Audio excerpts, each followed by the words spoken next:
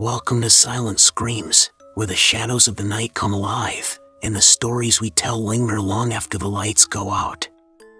Tonight, we'll dive into tales of horror on the road, moments when the hum of the engine wasn't the only sound, and the safety of the driver's seat became an illusion. Sit tight, grip the wheel, and prepare for an unsettling ride through my worst car horror experiences. Let's begin. It was a cold, quiet night when James decided to take the scenic route home. He loved driving at night. The empty roads and the solitude were soothing after long, chaotic days. His car was a sanctuary, the soft hum of the engine a comforting rhythm. This particular night, however, the road felt different, lonelier, darker, as though the world beyond the headlights had ceased to exist. The stretch of highway he was on was infamous among locals. Tales of ghostly hitchhikers and phantom vehicles had circulated for years, but James didn't believe in such things. He was a man of logic, someone who dismissed ghost stories as figments of overactive imaginations. But as he drove, the quiet became oppressive. His radio, usually his companion, had begun to emit a faint, intermittent static, cutting through the silence like an unwelcome guest. He fiddled with the dial, trying to find a station, but all he got was static, rising and falling like distant whispers. Then, he saw her. A lone figure standing on the side of the road, illuminated by his headlights. She wore a simple white dress, the hem billowing in the wind, though the air was still. Her face was obscured by her long, dark hair, and she stood perfectly still, her arms hanging limply at her sides. James's foot hovered over the brake pedal, his instinct to stop battling with an overwhelming sense of unease. He slowed down, just enough to get a better look, but the moment his car passed her, she vanished. There was no sound, no movement, just the empty road behind him. James's heart pounded in his chest as he tried to rationalize what he'd seen. Maybe it was his tired eyes playing tricks on him. But then, in his rearview mirror, he saw her again. This time, she was standing in the middle of the road, her face still hidden, her silhouette framed by his taillights. James slammed on the accelerator, his pulse racing. He didn't stop until he reached a gas station miles away, the flickering neon sign a beacon of relief in the dark. As he sat in his car, trying to steady his breathing, he noticed something chilling. In the faint reflection of his windshield, a single handprint marred the glass, smeared as though someone had dragged their fingers across it from the inside. On another night, far from James's ordeal, Mia was driving through a winding forest road.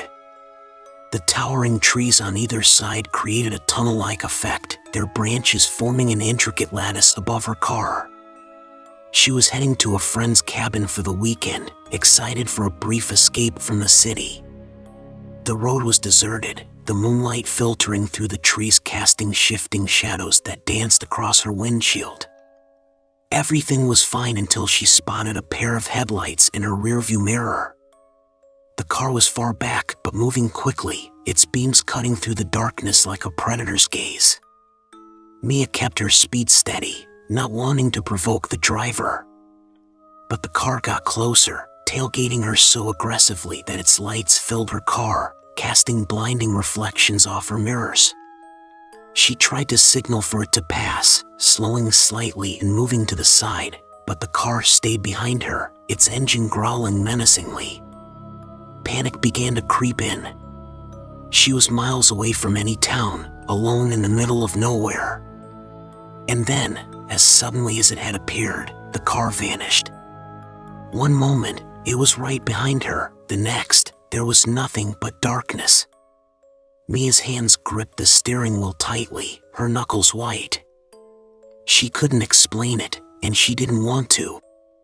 All she wanted was to reach her destination. But her relief was short-lived. When she pulled into the driveway of her friend's cabin and got out of the car, she noticed something that sent a chill down her spine. On the dusty back window of her car, written in shaky, uneven letters, were the words, "Get out." Meanwhile, on a quiet rural road, Alex was finishing a late-night shift at his job. The drive home was familiar, a route he had taken countless times before. But that night, something felt off. As he drove past an old, abandoned farmhouse, his car's headlights flickered, casting the crumbling structure into sharp relief before plunging it into shadow again. Alex shook his head, blaming a loose wire. But then the lights cut out completely, leaving him in near total darkness. The engine sputtered and died, and the car coasted to a stop on the side of the road. He tried the ignition, but it wouldn't turn over. Frustrated, he grabbed his phone to call for help, only to find there was no signal. The air around him felt heavy, thick with an unnatural stillness. He stepped out of the car, flashlight in hand, and walked toward the farmhouse. Perhaps someone there could help, though he doubted it. As he approached, the shadows seemed to shift, forming shapes that disappeared as quickly as they appeared. Inside the house, the air was colder than it should have been, and every creak of the old wooden floorboards echoed loudly. Alex called out, his voice trembling, but the only response was the sound of his own breathing. Then, from somewhere upstairs, he heard a faint tapping. It was rhythmic, deliberate, and entirely out of place. As he turned to leave, something caught his eye. On the cracked mirror hanging in the hallway, written in what looked like condensation, were the words, "Look behind you." These tales were only the beginning, each driver finding themselves pulled into something far beyond their understanding. The roads we travel may seem safe, but sometimes they carry secrets. That wait in the shadows, ready to turn an ordinary drive into a nightmare. For James, Mia, and Alex, their journeys were far from over. Something was watching them, following them, and it had no intention of letting them go. James sat in his car at the gas station, his hands trembling as he gripped the steering wheel. The faint glow of the station's flickering lights illuminated his dashboard, but he felt no comfort. The handprint on his windshield was still there, its smeared edges almost mocking him. He didn't dare wipe it away. Something about the way it appeared, without sound, without warning, left him frozen. He glanced toward the entrance of the gas station convenience store. It was late, and the place looked deserted, but he needed to go inside, if only to feel the presence of another human being. Slowly, he opened the car door, his movements tentative, as if any sudden action might provoke something unseen. The air outside was cold, unnaturally so for the season, and carried a stillness that felt oppressive. The bell above the gas station door jingled as he entered, its sound cutting through the silence like a blade. The cashier, a middle-aged man with tired eyes, looked up from his phone. "Late night, huh?" the man said, his voice casual, though his gaze lingered on James a little too long. James forced a nod, mumbling something incoherent as he moved toward the back of the store. He grabbed a bottle of water, but his eyes kept darting toward the windows, half expecting to see the figure from the road staring back at him. The cashier cleared his throat as James approached the counter. "You okay, buddy? You look like you've seen a ghost." James hesitated, debating whether to tell the man about the woman on the road or the handprint. But the words caught in his throat. He shook his head, paid for the water, and left without another word. When he stepped outside, the air seemed heavier, darker, as if the night had thickened in his absence. As he approached his car, his stomach dropped. All four windows were fogged over from the inside, and on the driver's side, another handprint had appeared, smaller, more defined, as if a child had pressed their palm against the glass. James's breathing quickened. He scanned the area, but the gas station lot was empty, the only movement coming from the flickering light overhead.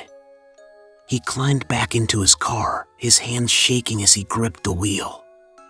He started the engine and drove off, the headlights barely piercing the darkness ahead. But the further he drove, the more disoriented he became. The road stretched on endlessly, the same trees, the same bends, repeating as if he were driving in circles. His phone's GPS wouldn't load, leaving him with no choice but to continue forward, praying for a sign of civilization. And then, the radio turned on by itself. Static filled the car, rising and falling like distant whispers. James frantically reached for the knob to turn it off, but as his fingers brushed the dial, a voice cut through the static, a woman's voice, faint and trembling. "Don't stop," it said. James's blood ran cold. He yanked the radio's power cord, silencing it, but the voice lingered in his mind, echoing with every mile. Mia's story was taking a darker turn as well. She hadn't slept since arriving at the cabin. Her friends had tried to convince her to relax, but the memory of the writing on her car's window was etched into her mind. On the second night, after hours of tossing and turning, she decided to step outside for some fresh air. The forest surrounding the cabin was eerily quiet, the kind of silence that felt unnatural. She stood on the porch, her breath visible in the chilly air, and stared into the dense trees. Something about the shadows between the trunks felt off, like they were shifting when she wasn't looking directly at them. Then, she heard it, a faint crunch of leaves, followed by another. It was rhythmic, deliberate, like footsteps. Mia's heart raced as she stepped back toward the door, her eyes scanning the tree line. And then she saw it. A figure stood just beyond the edge of the light cast by the porch. It was tall, impossibly thin, its head tilted unnaturally to the side. Mia couldn't make out its face, but its presence sent a wave of terror through her. The figure didn't move, didn't make a sound, but she felt its gaze, heavy and invasive, as though it were peeling back layers of her sanity. She ran inside, slamming the door and locking it, her breathing ragged. Her friends rushed downstairs, their expressions alarmed. Mia tried to explain what she'd seen, but the words sounded absurd even to her own ears. One of her friends grabbed a flashlight and opened the door, shining the beam into the forest. There was nothing there. "You're just tired," they said, trying to calm her down. But Mia knew what she had seen. The next morning, she found footprints leading from the tree line to the porch, long, deep imprints that didn't resemble anything human.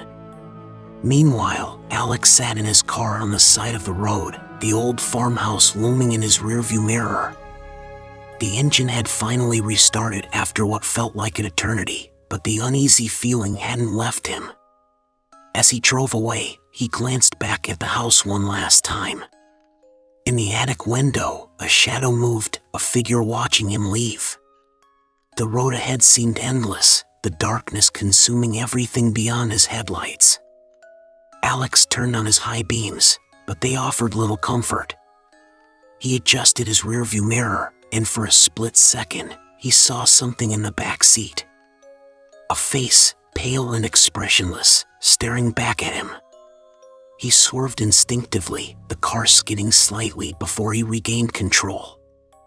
When he looked again, the back seat was empty. His phone buzzed in the cup holder, and he grabbed it with shaky hands.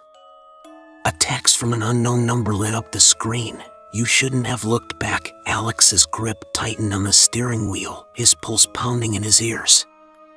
He didn't know where he was driving anymore. All he knew was that he had to keep moving. The night seemed alive with whispers, shadows shifting just beyond the reach of his headlights. And then, without warning, his car came to an abrupt stop, as though it had hit an invisible wall. The engine died, the lights flickered, and the radio turned on, emitting a low, guttural growl. Alex sat frozen, his hands gripping the wheel, as the growl turned into a laugh, a deep, guttural sound that seemed to come from everywhere at once. For James, Mia, and Alex, the road was no longer a place of escape. It had become a trap, a labyrinth where time and reality twisted, and where something dark and ancient waited in the shadows. Their journeys were far from over, and the horrors they faced were only beginning to reveal themselves.